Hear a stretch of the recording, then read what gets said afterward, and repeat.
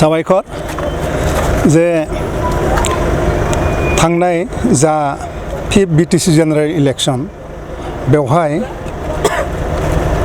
BPF राजखान्थि दोलोआ मोनसे लेन्डस्लाइड भिक्टरि बिथांमोना एचिभ खालामनो हादों। दा बेयो जोंनि गासै बर' हारिनिनो बायदिसिना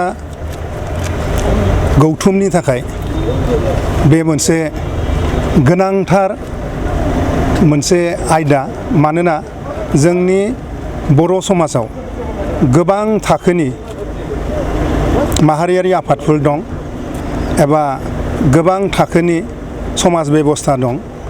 दिनै बेखौ जोङो बड'लेण्डआव मोजाङै दैदेननांगौब्ला मोनसे गोहोगोरा राजखान्थि दोलोनि पावाराव फैनायनि गोनांथि दं।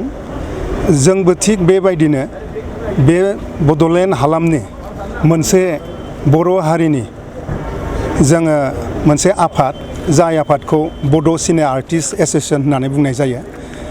जोंनि बड' सिनियर आर्टिस्ट एस'सिएशननि गुबै थांखियानो जाबाय जोंनि बर' सावथुनखौ बोरैहाय जोङो फारफ्रोमबो बिथिङाव जौगासार होनानै मुलुगदांखा खालामनो हायो, बेनो जोंनि गुबै थांखि। दा जुदिअ जोंनि गेजेराव गोबां गेदेमा महरगिरिफोर दंब्लाबो जोंनि जा साननाय एबा मावनो लानायखौ थारैनो मोगथां महराव जाफुंहोनांगौब्ला जोंनो गभर्नमेन्टनि पेट्रनाइजनि गोनां जायो। बेनिखायनो दिनै बड'लेण्ड हालामाव जायनो गभर्नमेन्ट फैयाथों मानो जोङो बिथांमोनखौनो जोंनि दैदेनगिरि एबा जोंनि लामा दिन्थिगिरि हिसाबै जों जेब्लाबो गनायबोदों आरो बे इयुनावबो जोङो बेबायदि थांखि लानानैनो जोङो आवगायलांगोन।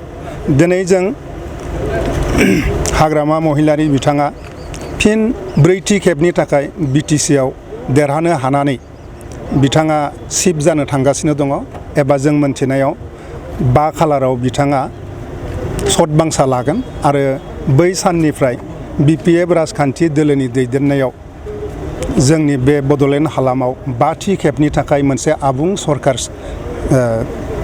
सालायनाय जागोन।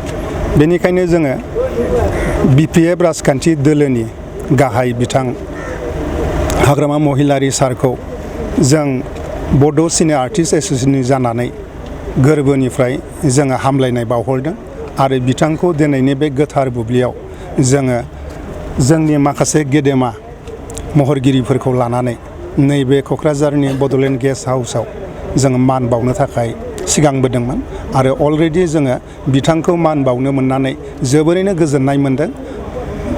आरो थिग बेबायदिनो गुबुन बर'नि गौथुमफोराबो जाहाथे बिथांखौ फैबाय थानाय समाव सहाय सहयोग खालामो, बेखौ जोङो बर' हारिनि मोनसे गौथुम हिसाबै बयखौबो गुरै खावलायहरनाय जाबाय।